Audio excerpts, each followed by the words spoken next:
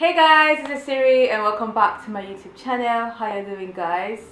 Carson is here again. Baby, you haven't been in like a video in a while. Since a certain prank video I've been a little salty. So yeah, Carson hasn't been in the videos for a while, but he is here today. If you're new and today's your first time of clicking into any of my videos, hi, I'm Esiri and this is Carson. Welcome. Consider subscribing before you leave, and if you're already subscribed, thank you for coming back to watch another video. I really appreciate your support. So guys, today I have a fun video. I think it's fun. I don't know about that, but for you guys, today we are going to be talking about some of our most embarrassing moments we've had as humans on planet Earth. I don't know why that's fun to you, but here we are. So we're going to be talking about 2 embarrassing moments we've had. Yeah, who wants to go first? I think I'm gonna go first. Since I came up with the idea for the video. Yeah, please. You can set the tone. I'm going to take the lead. I have 3 in my head, so I'm gonna just give me a second to think which of the, amongst 3, which 2 are the most embarrassing. Okay, I already know. No need to think. Okay. Okay, are you guys ready? Alright, I can share this. I can share this to the world. Please, this is going on the internet. Remember, once you upload this, it's never going away. I can share Consider that. Yeah. Okay. Okay, guys, so this happened. Let's go back to when I was 10 years old. This is how far, this was how young I was, and I can still remember this moment till date. I was 10. If my family members are watching this video, they would definitely know the story because till date they still laugh at me with this moment. All right, let's hear it. I'm like waiting with bated breath. Because I haven't told you this. Well, let's hear it. Come on. I was 10. It was my youngest brother's birthday. So our last born, he was his 2nd birthday at the time. So he was turning 2. It was a big birthday. Like 2 years old was like huge, you know. So my mom's friends were there, my dad's friends, my older siblings' friends, my friends, like literally our house was like filled with like almost at least 50 people. That was how big the party was. So party was going on fine, you know, everyone was happy, dancing, eating cake. You know what birthday parties are like. And then it was like the MC was like, okay, it is time for the celebrants siblings to come and perform a song. Oh god. And guys, if you don't know me, I'm a very shy person. Like I don't like doing anything in front of a crowd. I really hate it so much. And so my younger sister came, and I still remember the song she sang. This memory is still fresh in my head. You were singing individual songs? Yeah, individual songs. Oh, that's awful. I would tell them all to go so my younger sister and myself, we had to perform a song in front of all these people. And so my sister came, and I remember she sang Celine Dion, My Heart Will Go On. Wow. Yeah, she sang My Heart Will Go On. She came first, I think, and then it was my turn. And my heart was already going boom, boom, boom, boom, because I hate her. Like my heart was already beating so fast.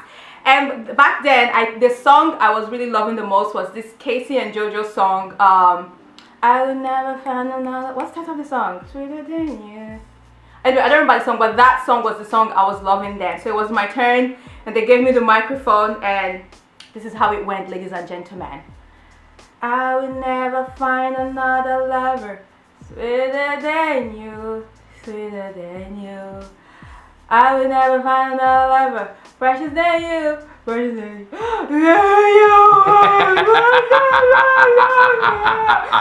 I burst into full-on tears. You were one of those meme kids that starts cry singing? Guys, oh, that's awesome. I was so embarrassed. I was so, like, my friends were there. I was 10, but my friends were there. Everybody was laughing at me, like all the adults, all the kids. Oof. Everybody burst into laughter. Like, I don't even know how I left the stage because I know I didn't finish the song. And till date, my siblings sometimes just look at me and go, "Yeah, you are." Oh, that's rude.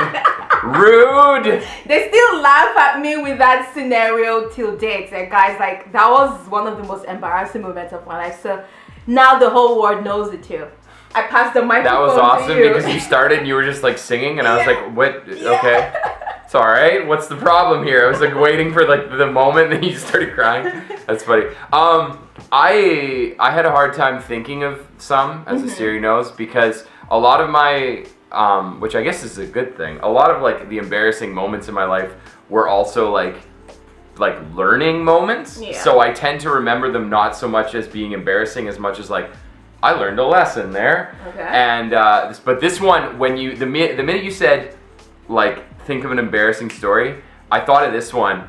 But it's a little different because like I don't think anybody but me remembers this. But okay, so I think I was like maybe 10. No, probably a little younger. I was like 8 or 9. Mm-hmm. And you know how kids that age, they say stupid things, they do stupid things, like they just do things, right? Kids, yeah. And like, you know, I think like for context, like education person I follow who's like a behavior expert was like one of the problems of like being a teacher is that a lot of times kids, she described it as like kids in life are basically just walking into walls with their arms out trying to figure out where their like life boundaries are. And so like behavior stuff is like really important when you're a teacher. And every time she says stuff like that, I remember this moment. So I was like 8 and it was like Thanksgiving. Now my family's not like particularly religious or anything like that. Like we don't really say prayers or anything like that. Some of them go to church, some don't, whatever. And it was like me, my mom, my dad, and my grandpa at the time, I remember. So it was like a quiet little Thanksgiving. And I had just, I don't remember what I'd watched, but I'd watched some stupid comedy show with like some goofy like Jim Carrey or Chris Farley or an actor like that. And I was feeling particularly like, like I'm a silly guy, right? Yeah. And so, and again, I'm like 8 years old, right? So like, and I asked my mom, I remember I asked my mom like, hey mom, can I say grace at the table? Oh God. And my mom was like, yeah, sure, whatever. Like nobody cared, right? Yeah. Yeah, sure. No, it's perfect. I actually really like this story because it's just mwah. So we sit down and I'm in my head. I'm like, hey, I think I'm like, you know, I'm an 8-year-old kid. I think I'm like some Bart Simpson like mischievous figure. And I remember in my head thinking that everybody was gonna think this is really funny. And that's what makes it cringy. I wanna hear it. So we sit down at the table and my mom is like, Carson wanted to say a few words. My dad and my grandpa are like, okay. So everybody just kind of like clasped their hands and just like, just quietly. And I just went, we're gathered here today to eat. And I literally went around the table and all three of them just looked at me like nobody was mad. They all just looked at me like, I don't. Like what the fuck? Like my grandpa just looked at me like, good try, kid. My mom and dad were just like, what are you doing? Like that's what was, like if they had been mad, part of me would have felt like vindicated because I was like trying to be but they just looked at me like, you're being a fucking idiot right now. Like compose yourself. And I remember immediately just going no. And then like nobody said anything about it. Like that was like I didn't get in trouble. We just moved on from it. But no, but it was really I liked it because when I think back to that moment, that was one of those moments where I realized like, hey, maybe when you think something's a good idea in your fucking head, it's not going to be a good idea in practice, right? And like maybe read the room before you try to and so it's like it was like a really actually a good learning experience for me at that age. But I just remember what made it memorable was that there was no reaction. No positive, no negative. Nobody even smiled like, okay, let's, you know what I mean? Like nobody even rolled their eyes, right? Everybody just kind of looked at me like deadpan, like what was that? Yeah, like what was that? Like there's just nothing. And I was just like, oh. And so that's what made it so awkward for me. But I think that was really important as a kid. Like I remember that and I'm like, I'm glad nobody reacted. Because if they had gotten mad, I still would have kind of been like hee hee hee in my head. And I wasn't trying to be, I genuinely thought it was funny. Like I wasn't trying to be a bad guy. Yeah. I genuinely thought they were gonna go, ha ha, yeah we are, or something. Because I was an idiot little 8-year-old kid who thought I was being cool. And that's what it was equal parts cringy and embarrassing. But I look back at it and it was a good learning experience from my family. Okay, now the mic has been passed back to me. Okay. The second one, similar scenario to the first one, but I was a full-blown adult.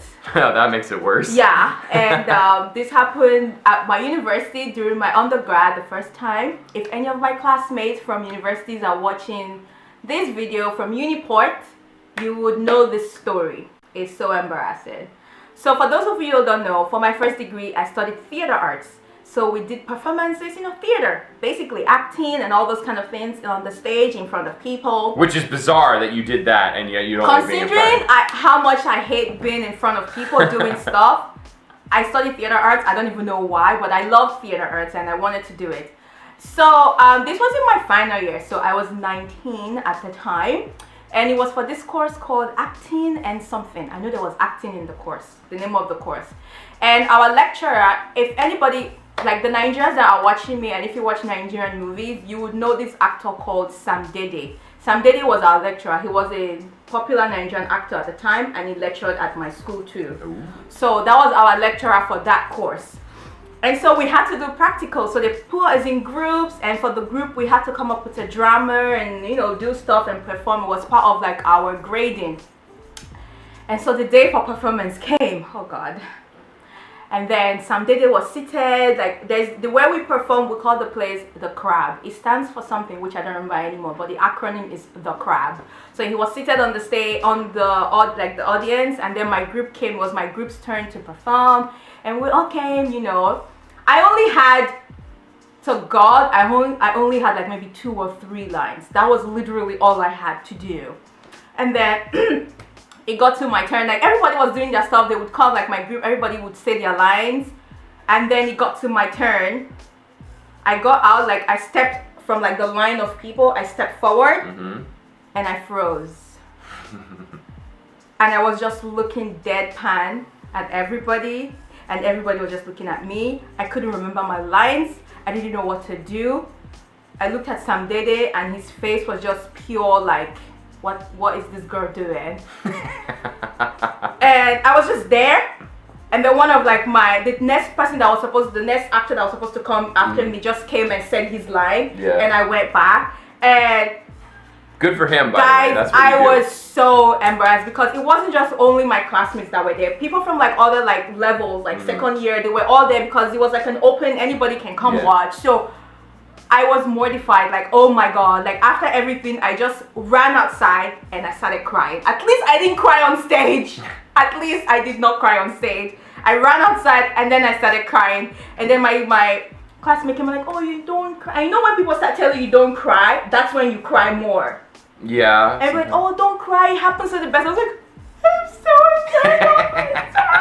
Guys, no, it was embarrassing, and I was 19. I was a full-blown adult. Like, kudos to your classmate for moving the scene along, because that's what you're supposed to do. Yeah, just keep it moving. I was so embarrassed. So yeah, that's my second most embarrassing moment of my life. So yeah. All right.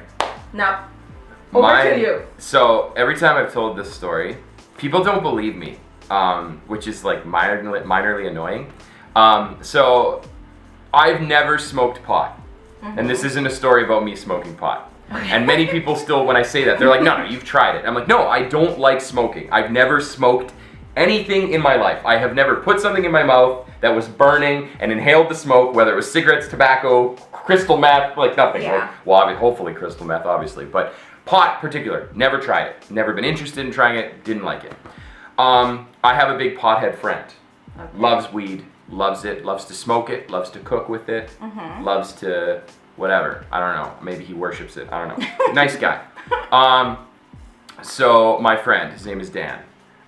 You've met Dan. He's kind of an eccentric dude. So we're hanging out. How old am I here? I'm in my 20s at this point. I think I'm like 21, maybe 22. Yeah. So we're hanging out at our friend Jason's house, and Dan comes over, and he's like, I forget what we were doing. We weren't having a party or anything. I think it was just like we were having a movie night, and Dan brought a new video game over something, and he was gonna cook dinner. Yeah. Dan had it in his head that he was gonna cook us dinner. So we're like, okay, cool, sounds good. So Dan's like, here, we cooked dinner, and he's like, so he cooked like a seafood chowder, like a soup. It was pretty good, actually. We were like, wow, Dan, thanks. He was like, no problem, guys, I also brought dessert. And he brings up these 2 totes of brownies that he made. Or sorry, I think it was a mix. It was like cookies and brownies. Okay. So he's got a blue tote and a red tote. And so he passes us the blue tote, and there's like 5 or 6 of us, I think, at this point. So like there was only like 5 or 6 brownies in there, so we ate them all. They were really good. And then Dan had to leave for a bit. So Dan was like, here, tosses me to the game, tosses us the movies or whatever. He's like, just watch them without me, I'll be back. I have to go back to my work or whatever. I'll be back in like an hour. So we're just hanging out in Jason's basement doing like, normal like 19, 20-year-old dude stuff, just gaming or whatever. And I ran upstairs, and I noticed when I was upstairs that the red brownies were already open. So, and one of them, like, they'd already been cut and everything. Okay. And one of them had been taken out because Dan took one for the road. And so I was like, well, shit, I'm going to have a little piece. These ones are different because the ones we had, he made, like, chocolate. These ones were covered in, like, Smarties and, like, M&Ms and, like, all these. They were really dolled up. Mm-hmm. And he could put, like, whipped cream on them. And I was like, oh, those look good. So I took a little piece. Actually, I took a pretty big piece. I remember it was, like, this big, right? And so I'm munching on this. I'm munching. And think nothing of it. We go back downstairs. I'm eating this brownie. Jason's like, hey, let's play some Call of Duty or whatever. And we're playing. And then about like 30 minutes later, Dan comes home. Mm-hmm. And he comes downstairs and he's like, hey, did one of you guys eat one of those red brownies?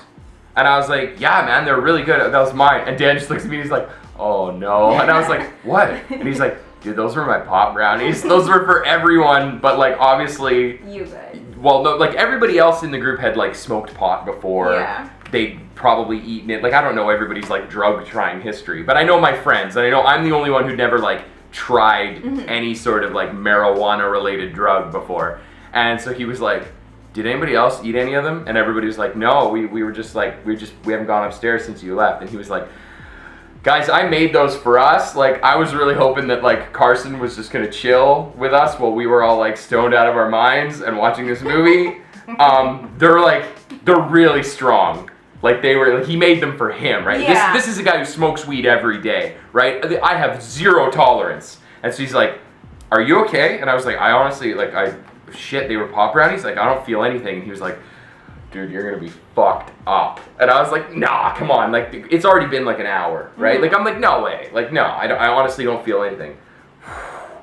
Like 30 minutes later, so it's been about an hour and a half to probably closer to 2 hours at this point. My friends, again, they left for a bit and they just left me. Yeah. Because they were like, we're gonna run to the store or whatever. And by the time they came back, like I was just on the couch like this, just like. And they were just like, Carson, you okay? And I was just like, I don't even, like, I can't move. Like I physically, my body feels like it's 800 pounds. Like I was just like, like Dan's just like, Dan's laughing his ass off at this point, right? And it was just really embarrassing because like my girlfriend at the time came back from work and she's like, hey guy, the fuck's wrong with Carson? And they were like, he ate one of Dan's pot brownies. And she was like, should we call the hospital? Like this is gonna kill. And I was just like, guys, like, I don't know, it's like like I was so like. When you're at a party and like people are drinking and everyone's a little wild, it's one thing. But when you're the only fucked up person in the room, that's not a good feeling. Because I'm just like trying to be normal, but I'm like, oh, like I feel like I'm having a coma, like a seizure. And I was just like, oh, it's funny. Oh, I was just like laughing at nothing. And I'm a foodie.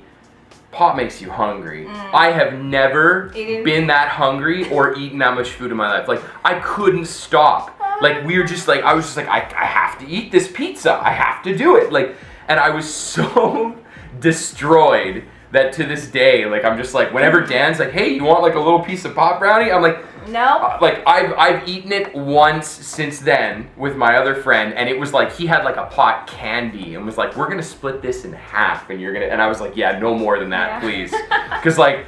I was just destroyed, and it was. I felt like a giant baby. Like you know how helpless babies are. Like that's how I felt. I just felt like you could smother me with a pillow right now, and I wouldn't be able to defend myself. Like I couldn't. And then I like tried to pee, and I looked in the mirror, and my eyes were like as red as like your reddest shade of lipstick, like blood red, and I was like.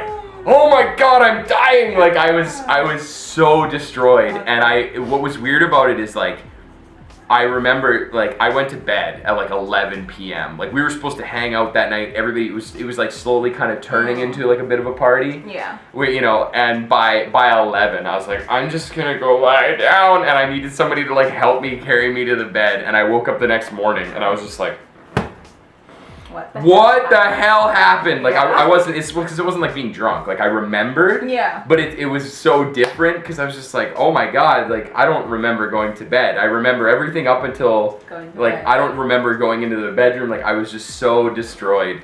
And so it was just really embarrassing because, and again, probably like most of my friends don't really remember it, but I just remember it because I felt so like helpless and useless, and I was just tripping balls. Yeah, good times. So thanks for that, Dan. Thanks, appreciate it. Okay, guys, just a quick extra one from me because I have 3 in my head and I really want to tell you all 3. So I'm gonna go through this one really quickly. So this one, maybe I was 17 or I was 18, I don't remember, but I was a teenager. So, you know, I go to church every Sunday and Wednesdays, like most churches. Like my church usually have service on Sundays and Wednesdays. So Wednesdays, like the midweek service, we go like in the evening, 5 to 7. So I went to church this day. It was raining that day, so everywhere was like muddy, you know how rain is. And then after church, we closed at 7 p.m. There was this guy that was like asking me out, you know, and I was like, oh, Esiri, let me walk you home. I was like, sure, let's walk home. And so we were walking home and we got to this spot. On my way home from church, there's this place where there's like lots of shops and like lots of bars. So there's like, you know where there's bars, there's always lots of guys. Lots of guys, men, young boys, everybody just sitting there drinking. And so we're walking past there and I don't know how it happened. I don't know what I kicked. But I saw myself on the ground. Like I tripped and I fell on a muddy ground. Like, oof. And I was walking behind some guy that I liked that was asking me out. It was so embarrassing. I just laid on the ground. I'm like, you know what? I'm not standing up from this ground because I'm so embarrassed to stand up. And if I stand up, everybody will look at me. I'm like, you know what?